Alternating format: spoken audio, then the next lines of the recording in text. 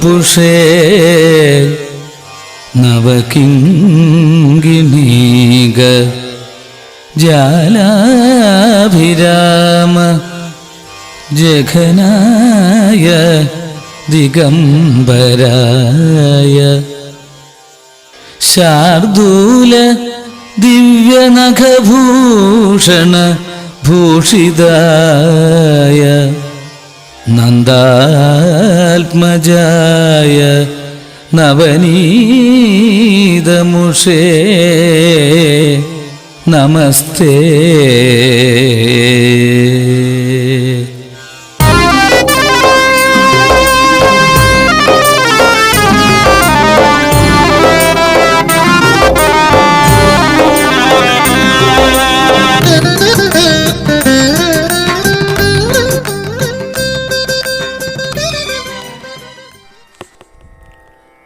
ഓം നമോ ഭഗവതേ വാസുദേവായ.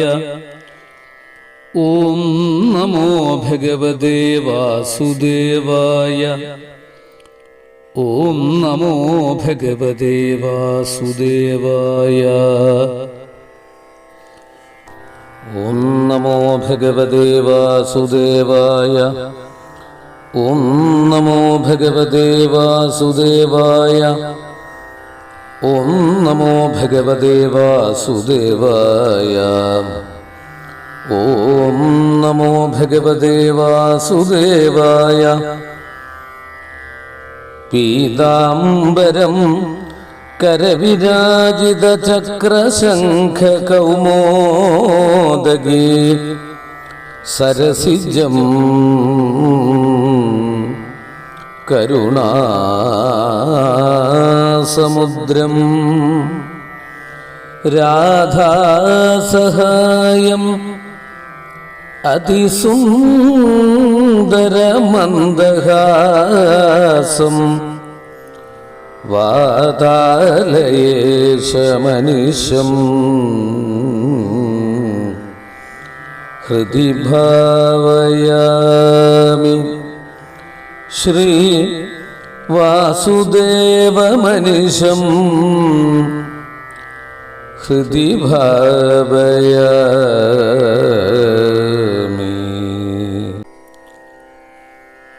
ഓം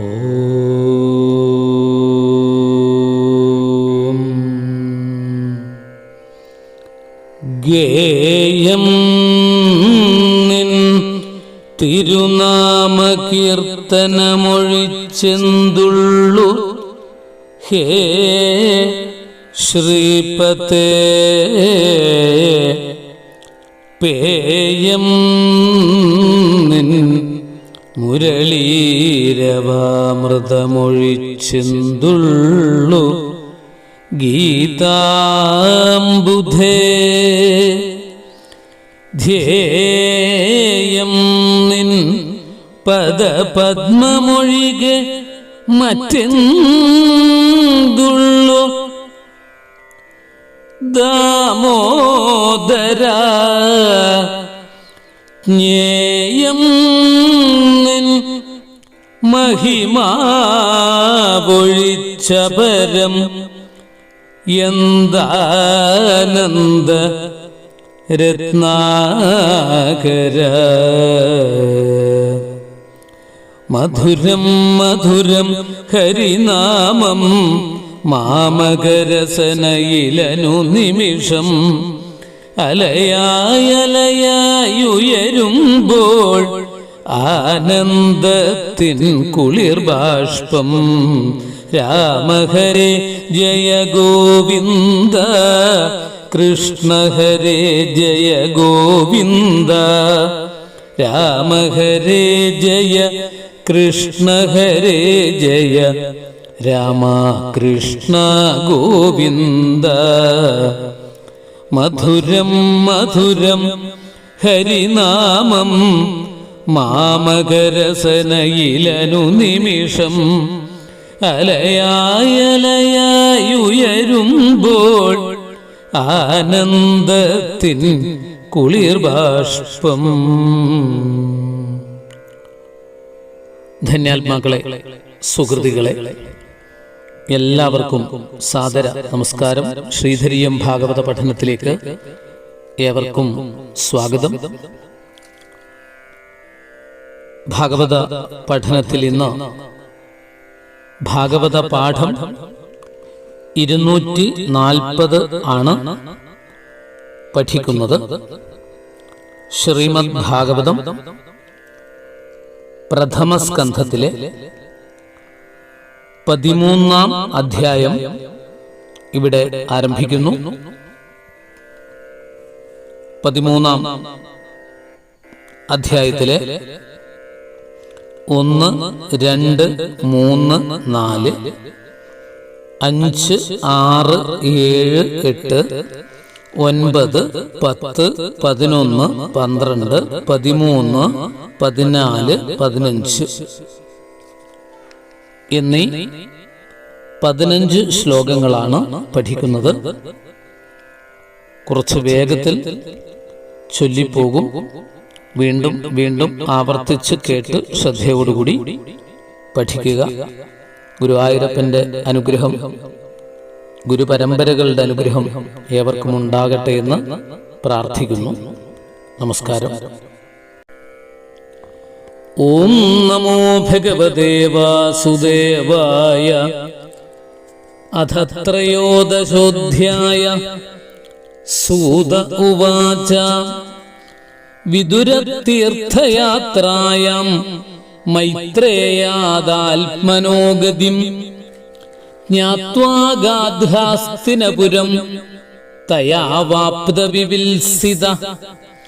യാവദകൃതവൻ പ്രശ്നൻ ക്ഷത്താ കൗഷാരവാഗ്രത. ജാതൈക ഭക്തിർ ഗോവിന്ദേ തേഭ്യശ്ചോപരരാമഃ. തം ബന്ധുമാഗതം ദൃഷ്ട്വാ ധർമ്മപുത്രഃ സഹാനുജ.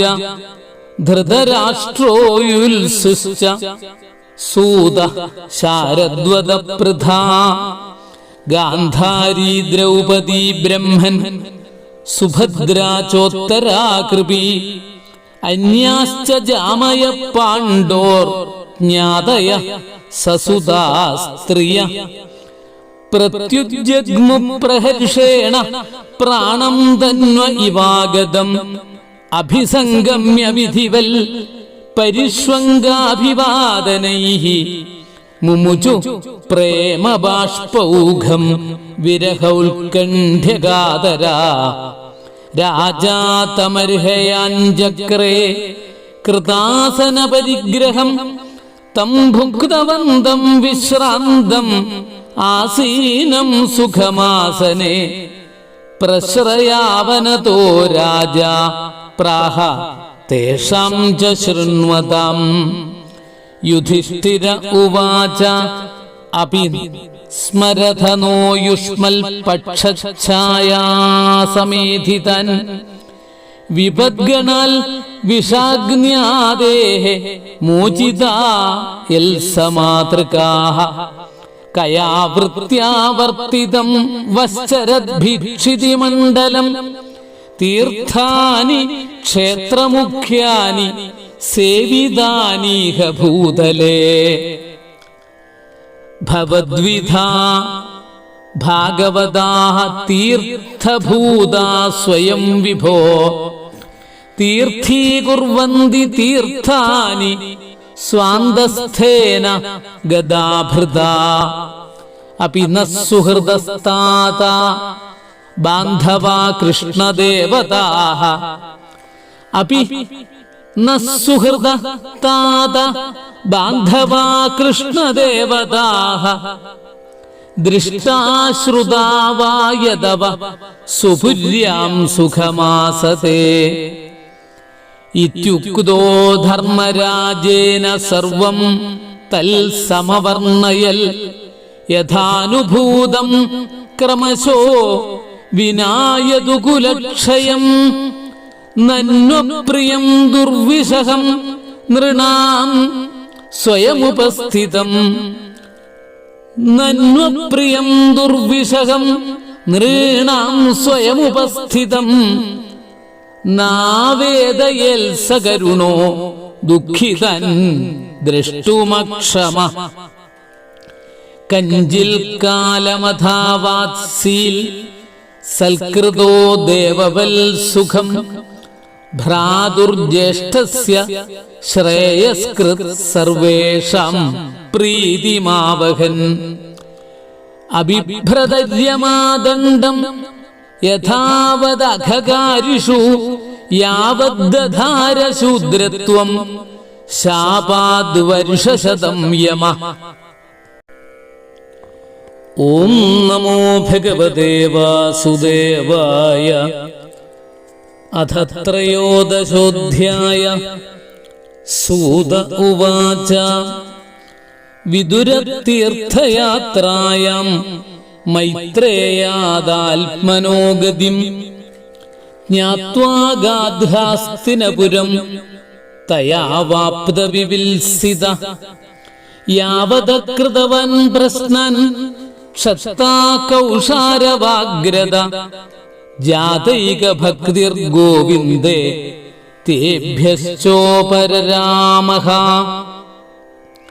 തം ബന്ധുമാഗതം ദൃഷ്ട്വാ ധർമ്മപുത്രഃ സഹാനുജ ധൃതരാഷ്ട്രോയുൽസുശ്ച സൂതഃ ശാരദ്വദപൃഥാ ഗാന്ധാരീ ദ്രൗപദീ ബ്രഹ്മൻ സുഭദ്രാ ചോത്തരാ കൃപി അന്യാശ്ച ജാമയ പാണ്ഡോർ ജ്ഞാതയ സസുതാ സ്ത്രിയ പ്രത്യുജ്ജഗ്മു പ്രഹർഷേണ പ്രാണം തന്വ ഇവാഗതം അഭിസംഗമ്യ വിധിവൽ പരിഷ്വംഗാഭിവാദനൈഃ മുമുചു പ്രേമബാഷ്പൗഘം വിരഹൗൽകണ്ഠ്യഗാതരാ രാജാ തമർഹയാഞ്ജക്രേ കൃതാസന പരിഗ്രഹം തം ഭുക്തവന്തം വിശ്രാന്തം ആസീനം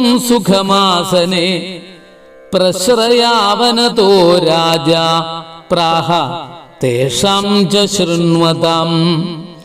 യുധിഷ്ഠിര ഉവാച അപി സ്മരഥനോ യുഷ്മൽ പക്ഷഛായാസമേധിതൻ വിപദ്ഗണാൽ വിഷാഗ്ന്യാദേഹ മോചിതാ യൽ സമാതൃകാഃ കയാ വൃത്യാവർത്തിതം വശ്ചരദ്ഭിക്ഷിതി മണ്ഡലം തീർത്ഥാനി ക്ഷേത്രമുഖ്യാനി സേവിതാനീഹ ഭൂതലേ.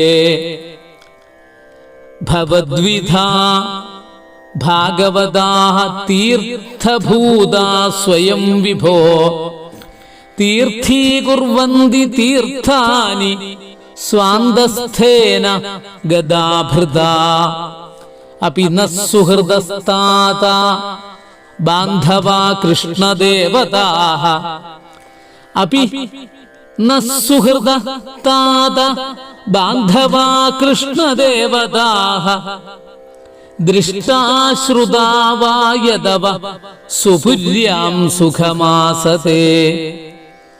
ഇത്യുക്തോ ധർമ്മരാജേന സർവം തൽ സമവർണ്ണയൽ യഥാനുഭൂതം ക്രമശോ വിനായതുകുലക്ഷയം നന്വപ്രിയം ദുർവിഷഹം നൃണാം സ്വയമുപസ്ഥിതം നന്വപ്രിയം ദുർവിഷഹം നൃണാം സ്വയമുപസ്ഥിതം നാവേദയേൽ സകരുണോ ദുഃഖിതൻ ദ്രഷ്ടുമക്ഷമ കഞ്ചിൽ കാലമഥാവാത്സീൽ സൽകൃതോ ദേവവൽ സുഖം ഭ്രാതുർജ്യേഷ്ഠസ്യ ശ്രേയസ്കൃത് സർവേഷാം പ്രീതിമാവഹൻ അഭിഭ്രതര്യമാദണ്ഡം യഥാവദഘകാരിഷു യാവദ്ദധാര ശൂദ്രത്വം ശാപാദ് വർഷശതം യമ. ധന്യാത്മാക്കളെ, ഈ 240-ാം പഠന ക്ലാസ്സിലൂടെ നാം 13-ാം അധ്യായം ആരംഭിക്കുകയാണ്. 1 മുതൽ 15 വരെയുള്ള ശ്ലോകങ്ങളാണ് നാം ഈ പാഠത്തിലൂടെ പഠിക്കുന്നത്.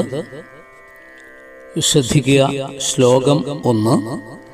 സൂത ഉവാച വിദുര തീർത്ഥയാത്രായാം മൈത്രേയാദാത്മനോ ഗതിം ജ്ഞാത്വാഗാത് ഹസ്തിനപുരം തയാവാപ്ത വിവിൽസിത.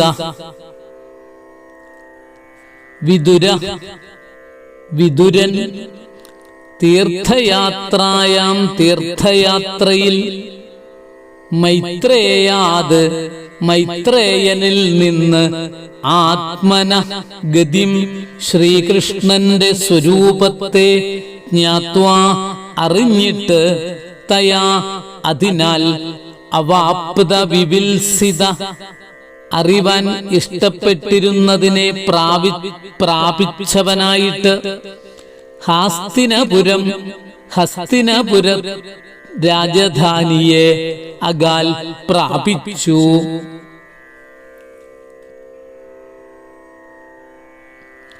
പരീക്ഷത്തിന്റെ കലിനിഗ്രഹണം മുതലായ അത്ഭുത കർമ്മങ്ങളെ പറയുവാൻ ആഗ്രഹിക്കുന്ന കവി വിദുരരുടെ വരവ് നിമിത്തം ധൃതരാഷ്ട്രന്റെ പുറപ്പാടും അതിനുശേഷം അർജുനന്റെ മടങ്ങിവരവും ശ്രീകൃഷ്ണന്റെ അന്തർധാനത്തെ കേട്ടതുകൊണ്ട് പരീക്ഷത്തിനെ രാജ്യത്തിൽ അഭിഷേകം ചെയ്ത ശേഷം പാണ്ഡവന്മാർ പുറപ്പെട്ടു പോയതും ഇതുമുതൽ 3 അധ്യായങ്ങൾ കൊണ്ട് ഇവിടെ പറയാൻ ഭാവിക്കുകയാണ്. സൂതൻ പറഞ്ഞു, വിദുരർ തീർത്ഥയാത്രയിൽ മൈത്രേയ മഹർഷിയിൽ നിന്ന് ആത്മസ്വരൂപനായ ശ്രീകൃഷ്ണ ഭഗവാന്റെ പരമതത്വത്തെ അറിഞ്ഞു. അതുനിമിത്തം ഏതൊന്നിനെ അറിയണമെന്ന് ആഗ്രഹിച്ചിരുന്നുവോ അതിനെ അറിഞ്ഞവനും കൃതകൃത്യനുമായിട്ട് ഹസ്തിനപുരത്തിലുള്ള രാജധാനിയിലേക്ക് മടങ്ങി വന്നു. ശ്രീകൃഷ്ണ തത്വം അറിഞ്ഞു കഴിഞ്ഞാൽ പിന്നെ അറിയേണ്ടതായിട്ട് മറ്റൊന്നുമില്ല. എന്തുകൊണ്ടെന്നാൽ ശ്രീകൃഷ്ണൻ സകല ചരാചരങ്ങളിലും ആത്മാവായിരിക്കുന്നവനാകുന്നു. ആത്മാവിനെ അറിഞ്ഞാൽ എല്ലാം അറിഞ്ഞു കഴിഞ്ഞുവെന്നുള്ളതിന് പ്രമാണമായ ശ്രുതിവാക്യം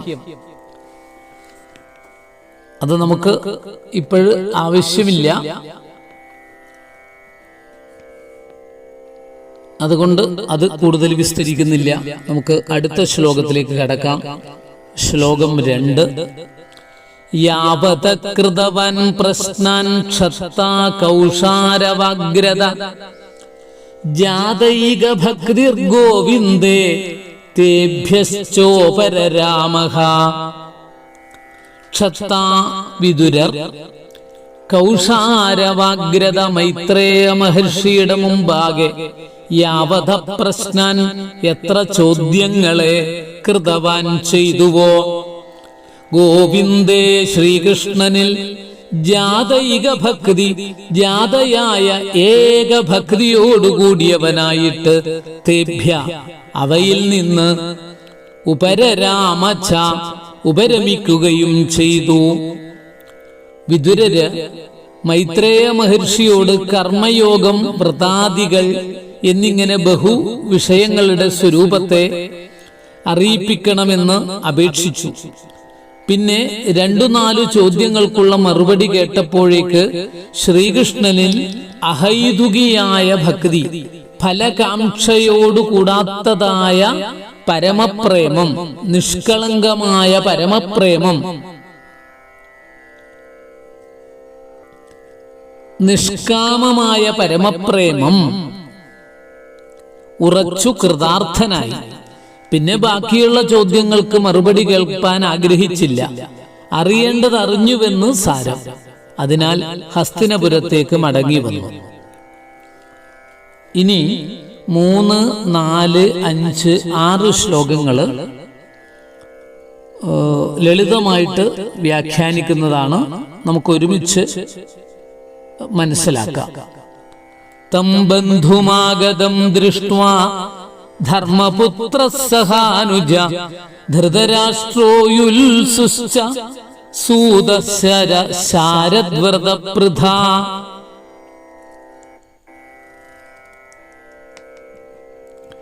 ഗാന്ധാരി ദ്രൗപദി ബ്രഹ്മൻ സുഭദ്രാ ചോത്തരാ കൃപി അന്യാശ്ച ജാമയ പാണ്ഡോർജ്ഞാതയ സസുതാസ്ത്രിയ പ്രത്യുജ്ജഗ്മു പ്രഹർഷേണ പ്രാണം തന്വ ഇവാഗതം അഭിസംഗമ്യ വിധിവൽ പരിഷ്വംഗാഭിവാദനൈഹി മുമുജു പ്രേമ ബാഷ്പൗഘം വിരഹ ഉത്കണ്ഠ്യഗാതരാഹ രാജാ തമർഹയാം ചക്രേ കൃതാസന പരിഗ്രഹം.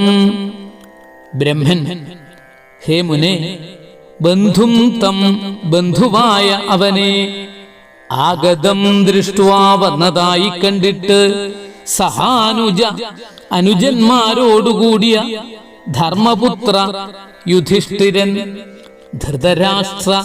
ധൃതരാഷ്ട്രൻ, യുയുത്സു ധൃതരാഷ്ട്രരുടെ ദാസിയിൽ ജനിച്ച പുത്രൻ, സൂത സഞ്ജയൻ, ശാരദ്വ്രത കൃപൻ, പൃഥാ കുന്തി, ദ്രൗപദി പാഞ്ചാലി, കൃപി ദ്രോണരുടെ ഭാര്യ, പാണ്ഡോഹ പാണ്ഡുവിന്റെ ജാമയ ജ്ഞാതികളുടെ ഭാര്യമാർ, സസുദാഹ ജ്ഞാതയ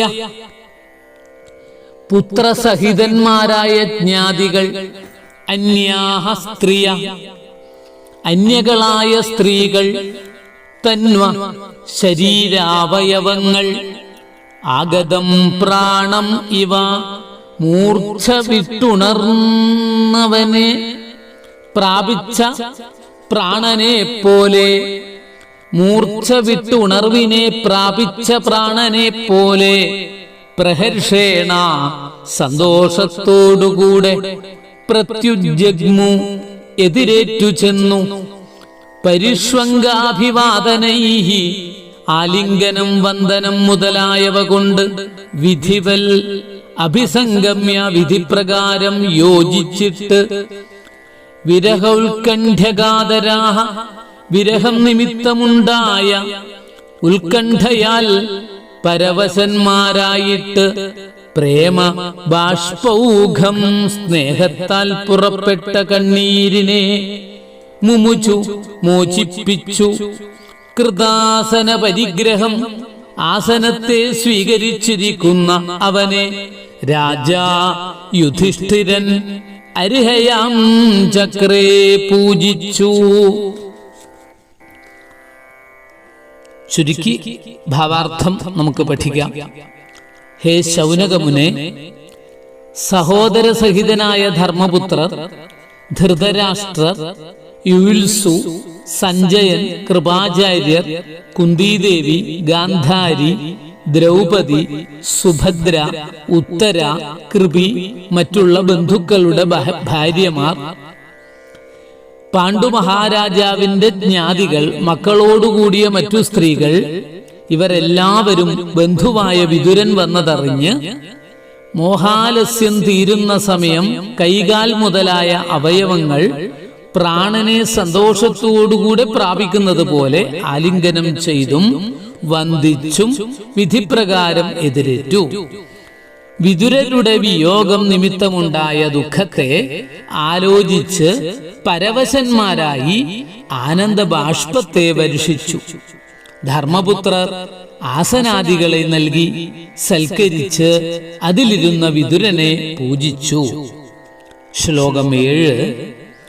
തം ഭുക്തവന്തം വിശ്രാന്തമാസീനം സുഖമാസനെ പ്രശ്രയാവനതോ രാജാ പ്രാഹ സ്വാനാം വിശൃണ്വതം. ഭുക്തവന്തം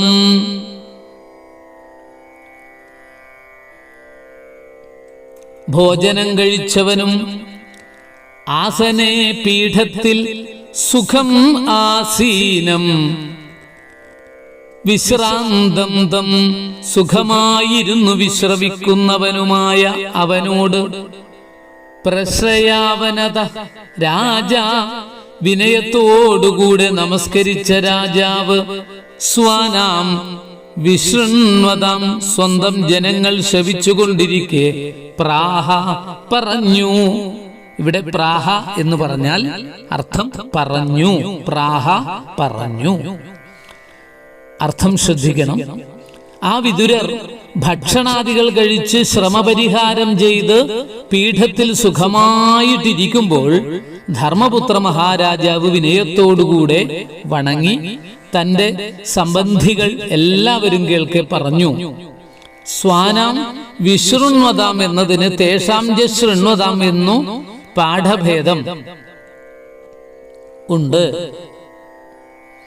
അതുകൊണ്ടാണ് ആദ്യം ശ്ലോകങ്ങൾ ചൊല്ലുമ്പോഴും ഇനി വായിക്കുമ്പോഴും എന്തു മതി? പ്രാഹ തേഷാം ജ ശൃണ്വതാം എന്ന് മതി എന്ന് നമ്മൾ ഉറപ്പിക്കുന്നത് ശ്രദ്ധിക്കുക എല്ലാവരും. യുധിഷ്ഠിര ഉവാച, ശ്ലോകം 8 ഇനി. അഭിസ്മരഥനോ യുഷ്മൽ പക്ഷഛായാ സമേധിതാൻ വിപദ്ഗണാൽ വിഷാഗ്ന്യാദേ മോചിതാ എൽ സമാതൃകാഃ. യുഷ്മൽ പക്ഷഛായാ സമേധിതാൻ, അങ്ങയുടെ ചിറകുകളുടെ നിഴലിൽ വളർത്തിയ ഞങ്ങളെ അഭിസ്മരഥ ഓർക്കുന്നുവോ?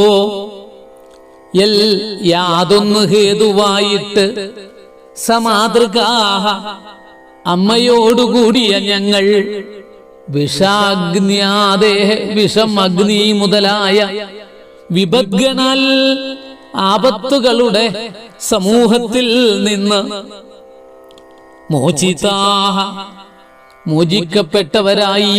യുധിഷ്ഠിരൻ പറഞ്ഞു, കുഞ്ഞുങ്ങളെ പക്ഷികൾ ചിറകുകൾക്കടിയിൽ വെച്ച് വളർത്തുന്ന വിധം അങ്ങ് കരുണയോടെ വളർത്തിയ ഞങ്ങളെ ഓർക്കുന്നുണ്ടോ? ശത്രുക്കൾ പ്രയോഗിച്ച വിഷം, തീ എന്നിങ്ങനെയുള്ള അനേകം ആപത്തുകളിൽ നിന്ന് ഞങ്ങളെയും അമ്മയെയും അങ്ങല്ലയോ രക്ഷിച്ചത്? ശ്ലോകം 9.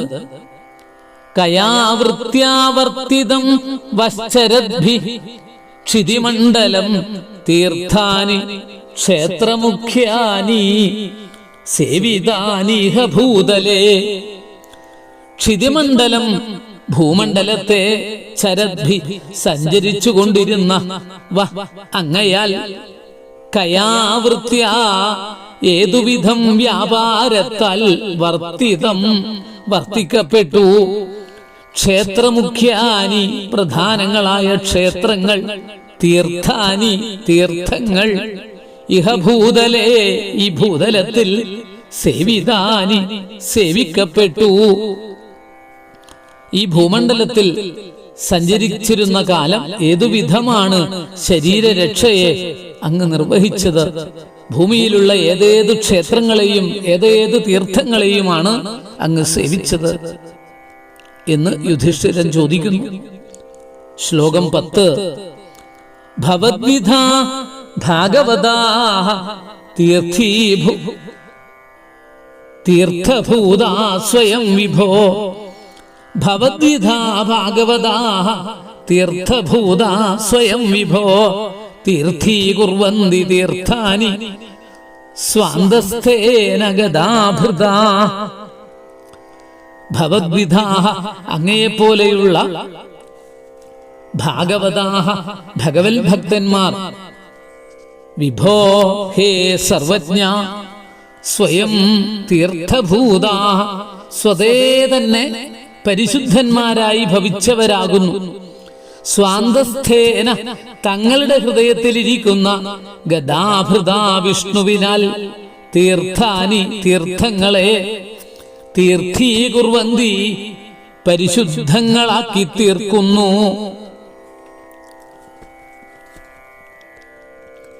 നിങ്ങൾ തീർത്ഥാടനം ചെയ്യുന്നത് നിങ്ങൾക്ക് വേണ്ടിയിട്ടല്ല, തീർത്ഥങ്ങളെ അനുഗ്രഹിപ്പാനാണ് എന്ന് പറയുന്നു.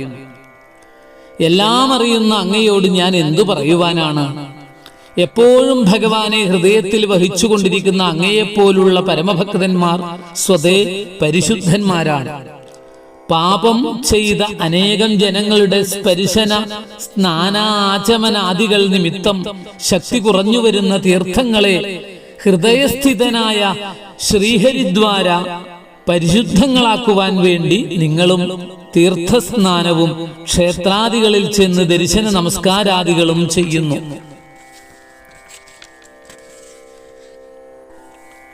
ശ്ലോകം 11. അഭിനസുഹൃദസ്താദ ബാന്ധവാ കൃഷ്ണദേവതാഃ ദൃഷ്ടാശ്രുതാവായതവ സ്വപുര്യാം സുഖമാസതേ. കൃഷ്ണദേവതാഃ കൃഷ്ണനാകുന്ന ദൈവത്തോടുകൂടിയവരും നമ്മളുടെ സുഹൃത്തുക്കളും ബാന്ധവാഃ ബന്ധുക്കളായ യാദവ യദുക്കൾ ദൃഷ്ടാഃ യാദവഃ എന്ന് ഇവിടെ എല്ലാ പുസ്തകത്തിലും കാണില്ല. യദവ ദൃഷ്ടാശ്രുതാവാ യദവ എന്നേ കാണുള്ളൂ. യദവ എന്ന് പറഞ്ഞാൽ യദുക്കൾ എന്നർത്ഥം. ദൃഷ്ടാവി കാണപ്പെട്ടുവോ, ശ്രുതാവാ കേൾക്കപ്പെട്ടുവോ, സ്വപുര്യാം അവരുടെ നഗരിയിൽ സുഖം സുഖമാകും വണ്ണം ആസതേ അഭീവസിക്കുന്നുവോ. ഹേ താതാ, ശ്രീകൃഷ്ണനെ ദൈവമായി കരുതിയവരും നമ്മളുടെ സുഹൃത്തുക്കളും ബന്ധുക്കളുമായ യാദവന്മാർ അവരുടെ പട്ടണത്തിൽ സൗഖ്യമായിരിക്കുന്നുവോ? അങ്ങ് അവരെ എങ്ങാനും കണ്ടുമുട്ടിയോ? അവരെ പറ്റി വല്ലതും കേട്ടുവോ എന്നാണ് യുധിഷ്ഠിരൻ ചോദിക്കുന്നത്. അടുത്തതായി സൂതനാണ് പറയുന്നത്. സൂതൻ പറഞ്ഞു, സൂത ഉവാച. ശ്ലോകം 12. ഇത്യുക്തോ ധർമ്മരാജേന സർവം തൽസമവർണയൽ യഥാനുഭൂതം ക്രമശോ വിനാ യദുകുലക്ഷയം. ധർമ്മരാജേന ധർമ്മരാജനാൽ ഇതി ഉക്ത ഇപ്രകാരം പറയപ്പെട്ടവൻ യദുകുലക്ഷയം വിനാ യദുകുലനാശമൊഴികെ സർവം തൽ ആ എല്ലാറ്റിനെയും യഥാനുഭൂതം അനുഭവിച്ച പ്രകാരം സമവർണയൽ നന്നായി വർണ്ണിച്ചു. സൂതൻ പറഞ്ഞു, ഇങ്ങനെ ധർമ്മപുത്ര മഹാരാജാവ് ചോദിച്ചപ്പോൾ വിതുരൻ അറിഞ്ഞതും അനുഭവിച്ചതുമായ സകലവും ക്രമത്തിൽ പറഞ്ഞു. യദുകുലം നശിച്ച വിവരം മാത്രം അറിയിച്ചില്ല. ശ്ലോകം 13. നന്വപ്രിയം ദുർവിഷഹം നൃണാം സ്വയമുപസ്ഥിതം നാവേദയൽ സകരുണോ ദുഃഖിതൻ ദൃഷ്ടുമക്ഷമ.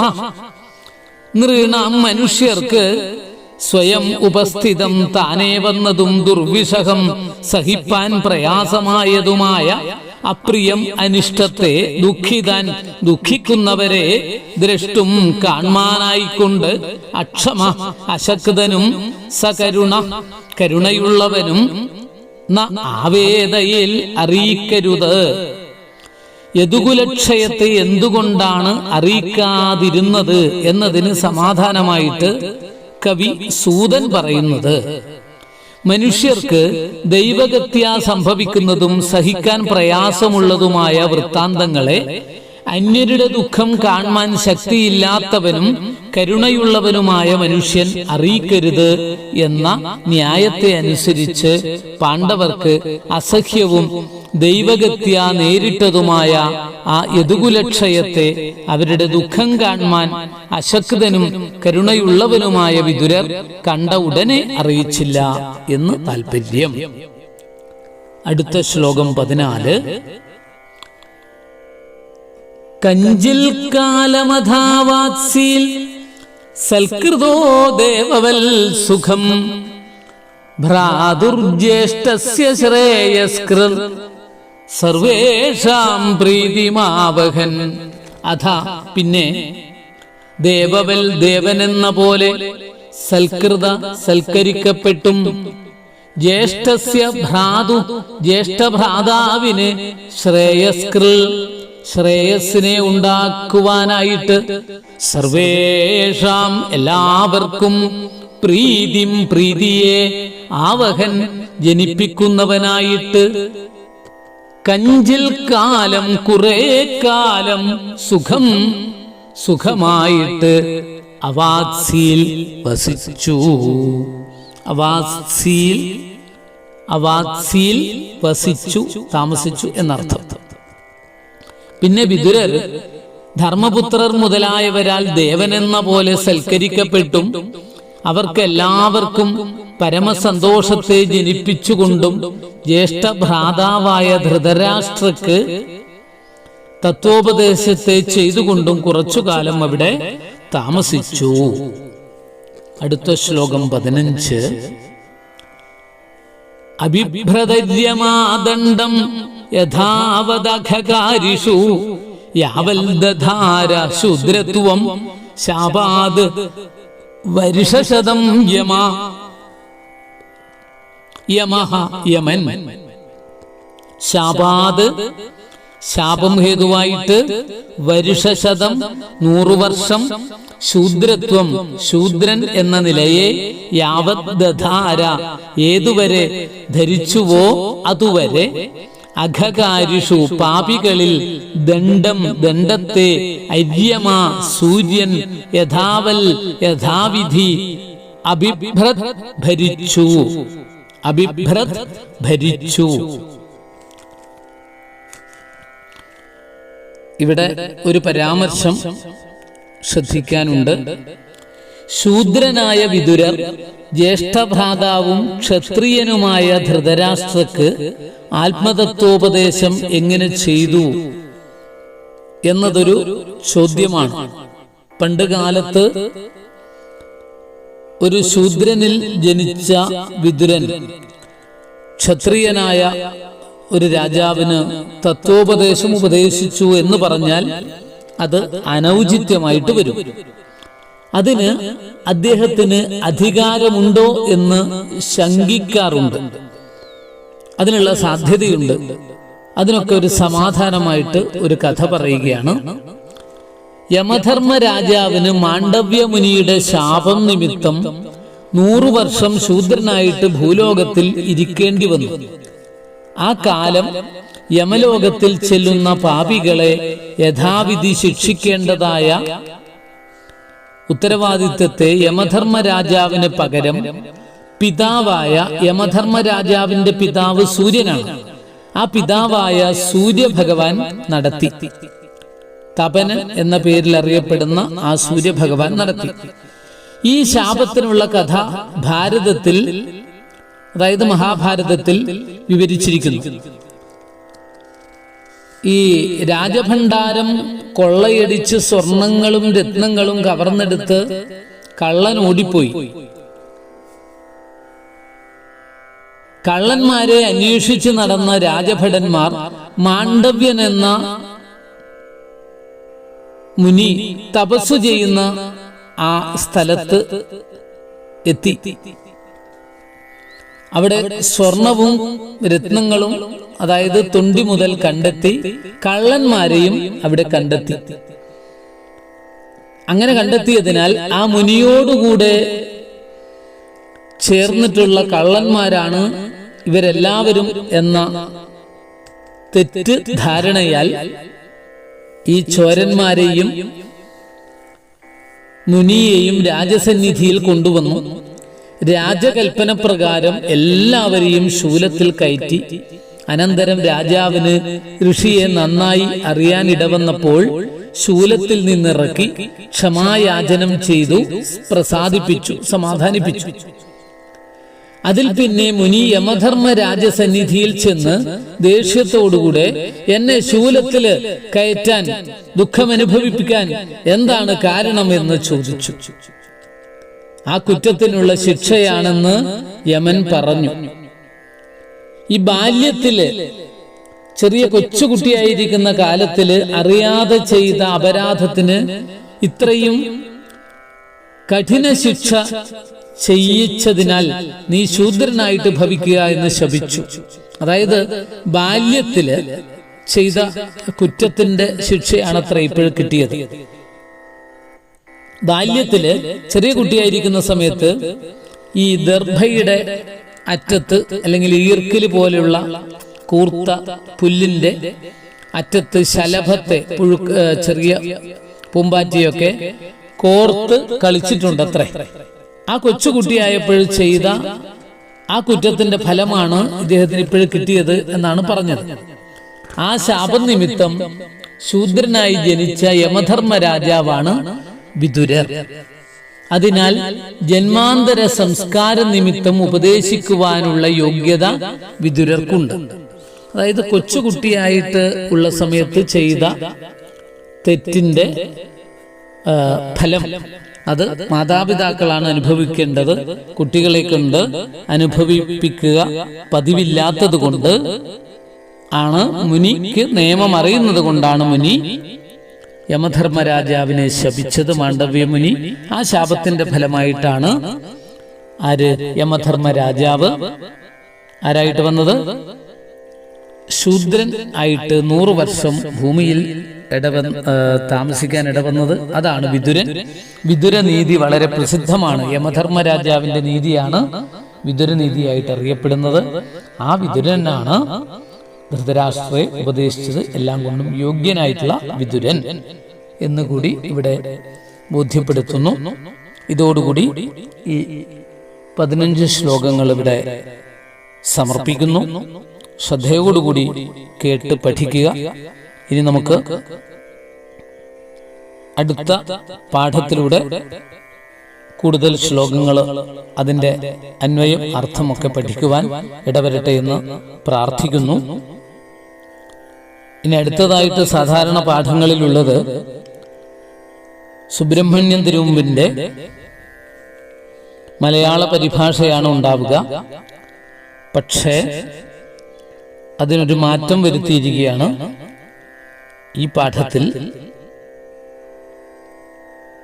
ചില മാറ്റങ്ങൾ നമുക്ക് എപ്പോഴും അനിവാര്യമാണ്. അതുകൊണ്ട് ഈ 1, 2, 3 പാഠങ്ങളിലൂടെ ഈ അധ്യായം സമർപ്പിക്കും. അത് കഴിഞ്ഞ് ആ മലയാള പരിഭാഷ അധ്യായങ്ങൾ മുഴുവനും ഒരുമിച്ച് പഠിപ്പിക്കുന്നതാണ്, ചൊല്ലിത്തരുന്നതാണ്. അപ്പോൾ നമുക്ക് കൂടുതൽ ശ്രദ്ധയോടുകൂടി പഠിക്കുവാൻ സാധിക്കും.